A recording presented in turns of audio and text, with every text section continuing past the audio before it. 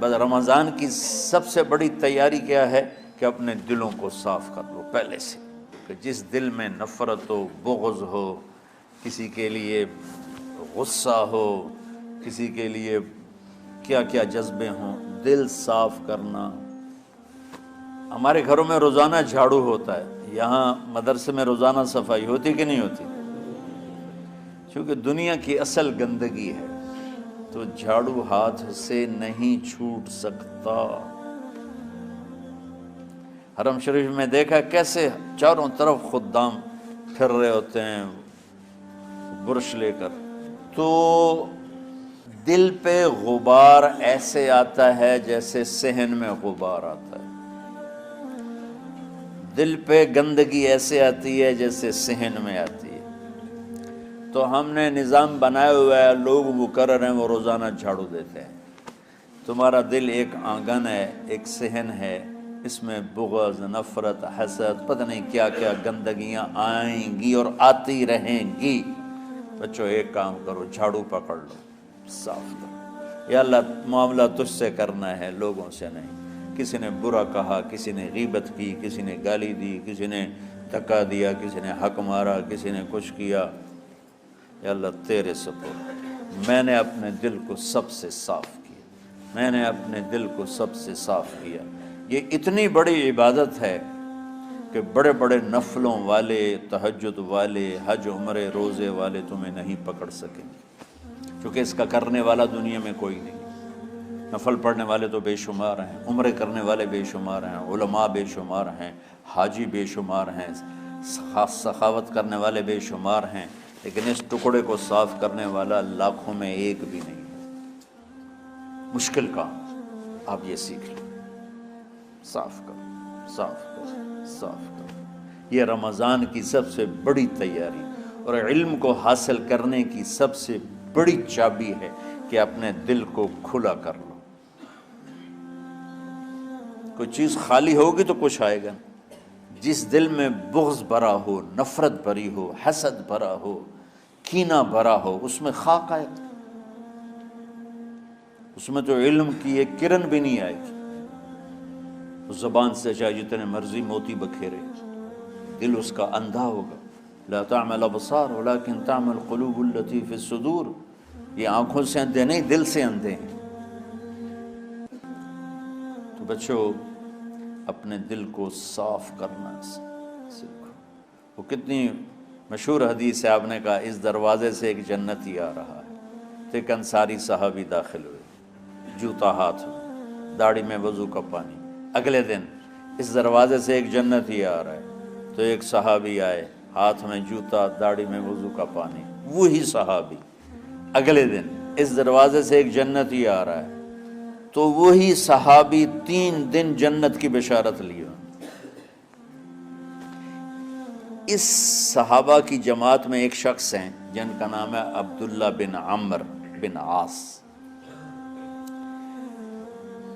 ان سے بڑا عبادت گزار صحابہ میں کوئی نہیں تھا، نہ سابقین میں نہ متاخرین میں، نہ پہلوں میں نہ بعد والوں میں۔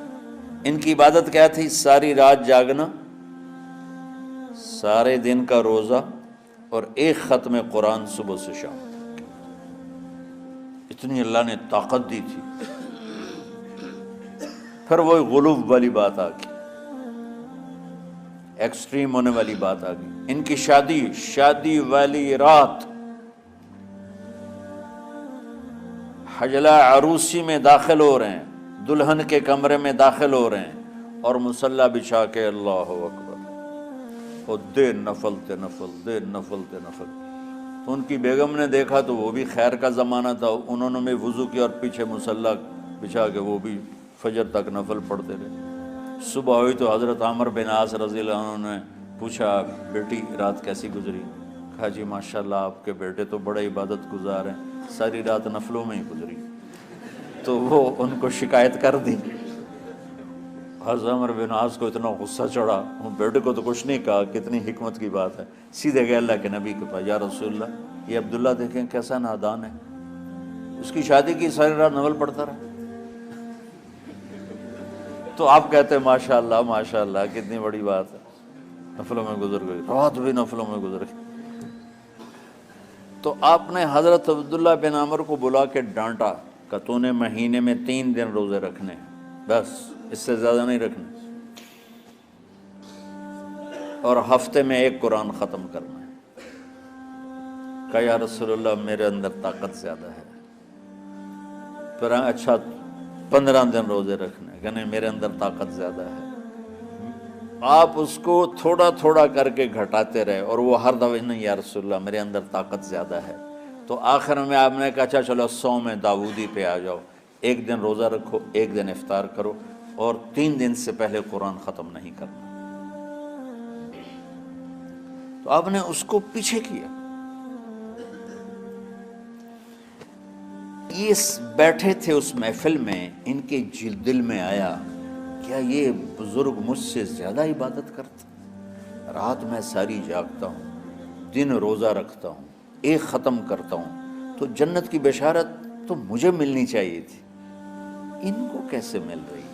یہ کسی کتاب میں نہیں لکھا کہ یہ ان کا جذبہ تھا، لیکن جو کہ میں ان کی سیرت کو جانتا ہوں تو مجھے خیال آتا ہے کہ ان کی نفسیات میں یہ بات آئی ہوگی، چونکہ صرف انہی کو خیال آیا کہ میں جا کے دیکھتا ہوں کہ یہ بزرگ کیا کرتے ہیں۔ تو ان کے پاس پہنچ گئے، چاچا ذرا، وہ ادھیڑ عمر تھے، چاچا وہ میرے ابا تھوڑے ناراض ہیں، تو کچھ دن آپ کے پاس گزار لوں؟ کا بیٹا بسم اللہ آ جاؤ۔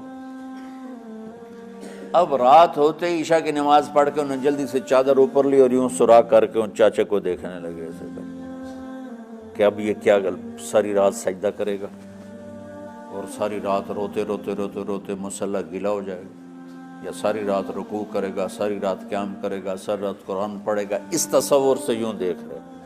اور وہ بزرگ صحابی تشریف لائے، سرانے پہ سر رکھا، اللہم بسمک اموت و احیا، ہو گئے۔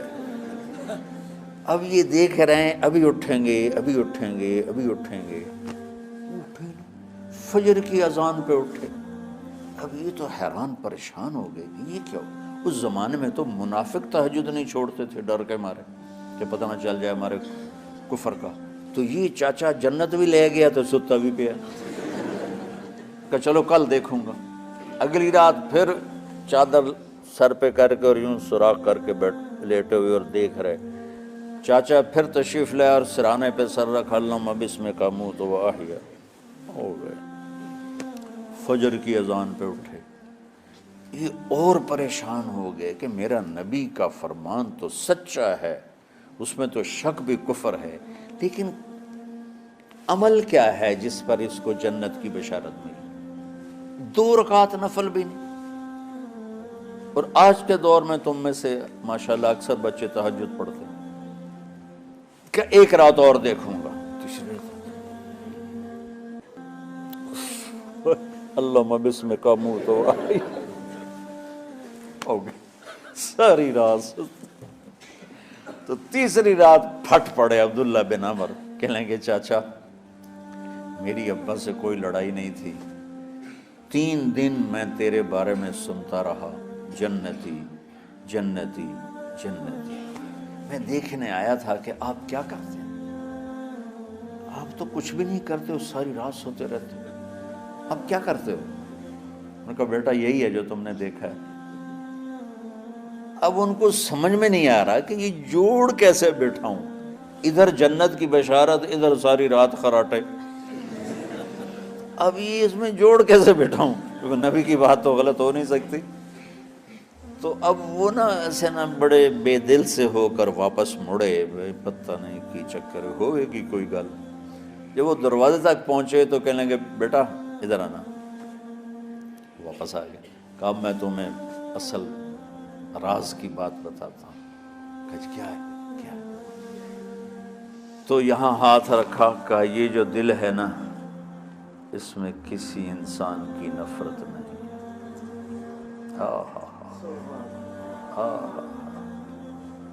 اور جب اللہ کسی کو رزق دیتا ہے، عزت دیتا ہے، مجھے کبھی حسد نہیں ہوا، مجھے خوشی ہوتی۔ تو عبداللہ بن عمر نے کہنا تھا ہاں یہ بات ہے، نہیں، ان کا ہاذا ہوا، اچھل کے کہنے لگے ہاذا ہوا، ہاں ہاں ہاں ہاں یہی ہے یہی ہے یہی ہے۔ پھر کہنے کہ چاچا پر یہ میرے بس کا نہیں، کون کرے گا یہ؟ اتنے بڑے آدمی ہو کر کہہ رہے ہیں کہ یہ میرے بس کا نہیں۔ تو بچوں، دنیا میں جنتی بننا ہے اور علم اللہ سے لینا ہے تو اسے صاف کر دو،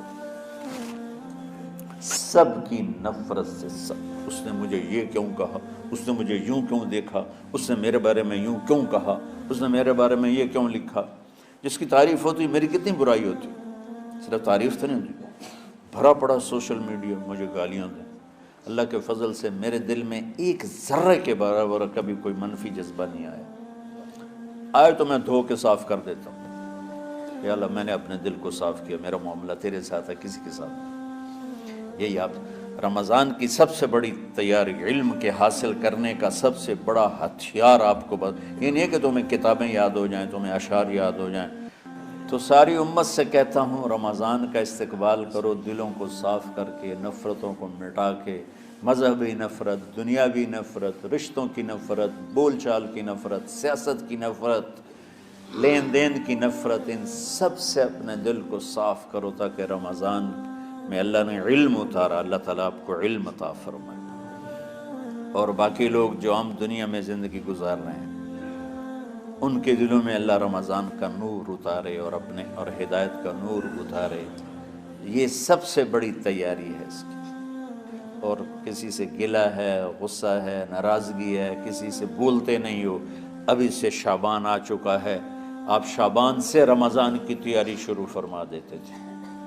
تو اس کی تیاری کیا ہے؟ وہ دلوں کو صاف کرو، معاف کرو، معافی مانگو، تمہارا قصور نہیں پھر بھی معافی مانگ لو، دلوں کو صاف کرو، اور اور اللہ سے سخاوت مانگو کہ اللہ کو سخی بھی پسند ہے اور صاف دل والا بھی پسند ہے۔ بس رمضان کی سب سے بڑی تیاری کیا ہے کہ اپنے دلوں کو صاف کر لو پہلے سے، کہ جس دل میں نفرت ہو، بغض ہو، کسی کے لیے غصہ ہو، کسی کے لیے کیا کیا جذبے ہوں، دل صاف کرنا۔ ہمارے گھروں میں روزانہ جھاڑو ہوتا ہے، یہاں مدرسے میں روزانہ صفائی ہوتی کہ نہیں ہوتی؟ کیونکہ دنیا کی اصل گندگی ہے تو جھاڑو ہاتھ سے نہیں چھوٹ سکتا۔ حرم شریف میں دیکھا کیسے چاروں طرف خدام پھر رہے ہوتے ہیں برش لے کر، تو دل پہ غبار ایسے آتا ہے جیسے صحن میں غبار آتا ہے، دل پہ گندگی ایسے آتی ہے جیسے صحن میں آتی ہے۔ تو ہم نے نظام بنایا ہوا ہے، لوگ مقرر ہیں وہ روزانہ جھاڑو دیتے ہیں۔ تمہارا دل ایک آنگن ہے، ایک صحن ہے، اس میں بغض، نفرت، حسد، پتہ نہیں کیا کیا گندگیاں آئیں گی اور آتی رہیں گی۔ بچوں ایک کام کرو، جھاڑو پکڑ لو، صاف کرو۔ یا اللہ معاملہ تجھ سے کرنا ہے، لوگوں سے نہیں۔ کسی نے برا کہا، کسی نے غیبت کی، کسی نے گالی دی، کسی نے دھکا دیا، کسی نے حق مارا، کسی نے کچھ کیا، یا اللہ تیرے سپرد میں نے اپنے دل کو سب سے صاف کیا، میں نے اپنے دل کو سب سے صاف کیا۔ یہ اتنی بڑی عبادت ہے کہ بڑے بڑے نفلوں والے، تہجد والے، حج عمرے روزے والے تمہیں نہیں پکڑ سکیں گے، چونکہ اس کا کرنے والا دنیا میں کوئی نہیں۔ نفل پڑھنے والے تو بے شمار ہیں، عمرے کرنے والے بے شمار ہیں، علماء بے شمار ہیں، حاجی بے شمار ہیں، سخاوت کرنے والے بے شمار ہیں، لیکن اس ٹکڑے کو صاف کرنے والا لاکھوں میں ایک بھی نہیں ہے۔ مشکل کام، آپ یہ سیکھ لیں، صاف کرو، صاف کرو، صاف کرو۔ یہ رمضان کی سب سے بڑی تیاری اور علم کو حاصل کرنے کی سب سے بڑی چابی ہے کہ اپنے دل کو کھلا کر لو۔ کوئی چیز خالی ہوگی تو کچھ آئے گا۔ جس دل میں بغض بھرا ہو، نفرت بھری ہو، حسد بھرا ہو، کینہ بھرا ہو، اس میں خاک آئے گا، اس میں تو علم کی ایک کرن بھی نہیں آئے گی۔ اس زبان سے چاہے جتنے مرضی موتی بکھیرے، دل اس کا اندھا ہوگا۔ لا تعمى الابصار ولكن تعمى القلوب التي في الصدور۔ یہ آنکھوں سے اندھے نہیں، دل سے اندھے ہیں۔ تو بچوں اپنے دل کو صاف کرنا سیکھو۔ इस वीडियो को लाइक करें, हमारे चैनल को सब्सक्राइब कर बेल आइकन जरूर प्रेस करें हमारी लेटेस्ट वीडियो सबसे पहले देखने के लिए।